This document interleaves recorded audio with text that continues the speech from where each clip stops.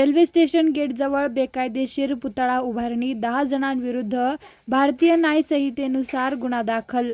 खामगाव शहरातील railway station परिसरात मध्यरात्री अतिक्रमण करून पुतळा उभारण्याची घटना उघडकीस आली असून या प्रकरणी 10 जणांसह इतरांविरुद्ध शहर पोलीस ठाण्यात गुन्हा दाखल करण्यात आला आहे.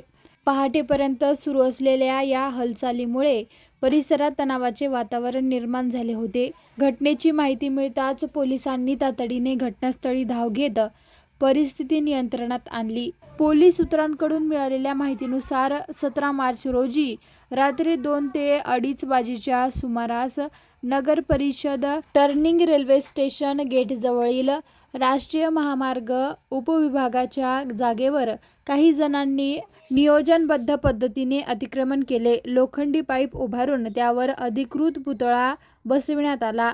ही कारवाई पूर्णपणे विनापरवानगी करण्यात आल्याचे समोर आले आहे. या प्रकरणी नगरपालिका अतिक्रमण निर्मूलन विभागाचे प्रमुख आनंद मोहन रामलाल अहिर राहणार सतीफेल खामगाव यांनी दिलेल्या तक्रारीवरून 10 जणांविरुद्ध व इतर जणांविरुद्ध गुन्हा नोंदविण्यात आला आहे.